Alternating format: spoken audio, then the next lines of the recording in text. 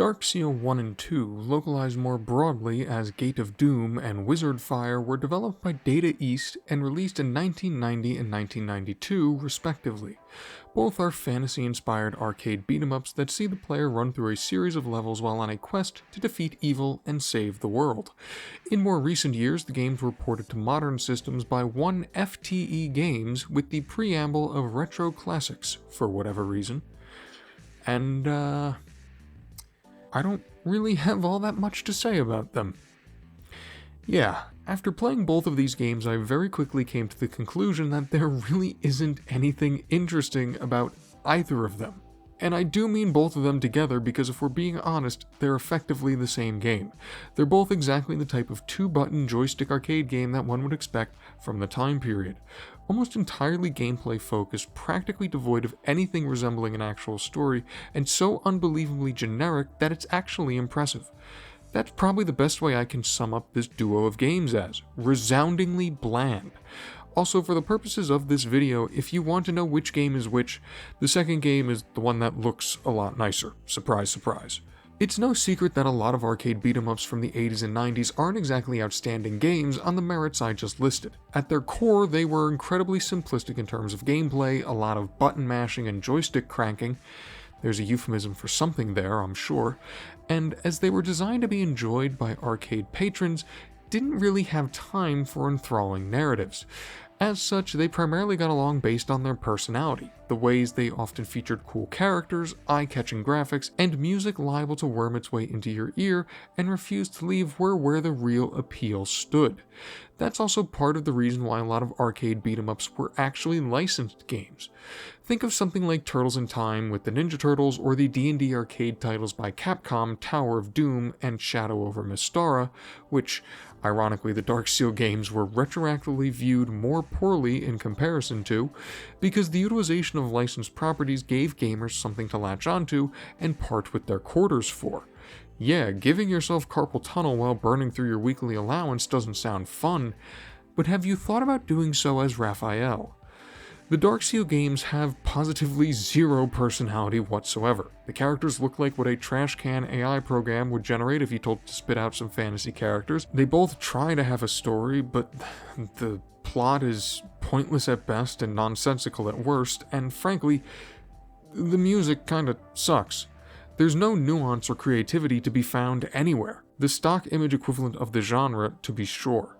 They do look kinda nice, especially the second game, but nice graphics are far from enough to make either of these titles redeemable. Even in the way that they try to introduce some real mechanics, mainly in the way that each character has a unique passive effect and that you can find items in the levels that grant you the ability to deal more damage and survive longer, it's all completely undone by how unashamedly predatory the difficulty is. These games, even beyond the expectation of arcade games from the time, are just built to steal your quarters. The stages are absolutely littered with enemies, projectiles fly everywhere, sometimes you get hit with random status effects that, as far as I can tell, there is effectively zero way to deal with. Hitboxes can be incredibly wonky, a fact which is only made even more evident against the bosses, and the magic system, which is supposed to be the one cool thing you can do, transforming you into a superpowered form after you've slain enough enemies, is a complete crapshoot. Some of the transformations are useless, and sometimes you literally get transformed into a pig that can't do anything. Believe it or not, when I first wanted to play these games, I had intended to bring a friend along with me, as these types of games are always better with a buddy, and I do, contrary to the image I've portrayed in previous videos, actually have friends. I have to pay them to hang out with me, but I do, I repeat, have friends. But after just testing these games from a quality standpoint for this video, there's a not so glamorous part of the production process for you, I became entirely unwilling to subject anyone else to this. Probably the best thing I could say about either of these games is that they're funny. Not intentionally, mind you, but they are good for a laugh. The first game, for instance, features the expected medieval fantasy characters of the knight, the wizard, the bard, and the ninja. One of these is not like the other. The second game ditches the ninja and introduces the fighter dwarf and the fighter mage elf. The story cutscenes and text cut-ins in the second game are so fast that, if I didn't know any better, I'd assume it's because Data East didn't want the player to actually be able to read anything about the story. Oh well, at least the second game has voice acting.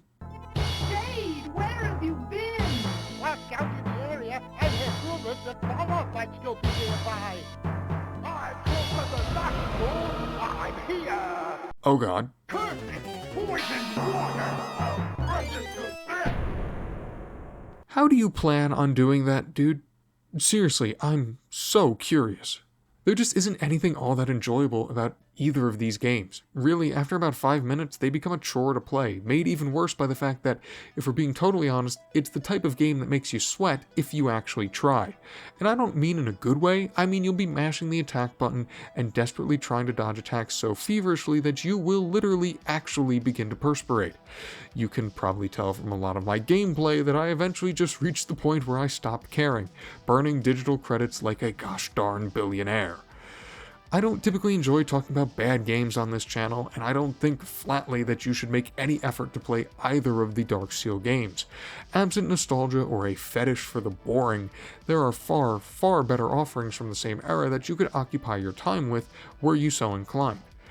I do, however, believe you should have the opportunity to indulge in such monotony should you wish to. One of my more recent videos featured me nearly giving myself a goddamn coronary over the fact that publishers keep finding reasons to delist games. Well, wouldn't you know, both Gate of Doom and Wizard Fire were delisted a couple months back. In fact, I only owned Wizard Fire, and as such, had to procure a key for Gate of Doom from an incredibly shady website with broken images and links everywhere that, frankly, I'm still stunned I haven't had my credit card information stolen because of that transaction. I have unquestionably been getting more spam over the last 2 weeks though, so that can't be a coincidence. Yes, I believe that even bad games like these should be preserved. There's a real tangible bias towards the games we continue to preserve, which is based solely around the reputation of said games. Games like Final Fantasy VII and Chrono Trigger have been ported, reported, and ported again to keep up with modern systems because they're classics. People want to play them, and publishers know they will sell. I highly doubt most will shed a tear that neither of the Darkseal games are currently readily available, but we should.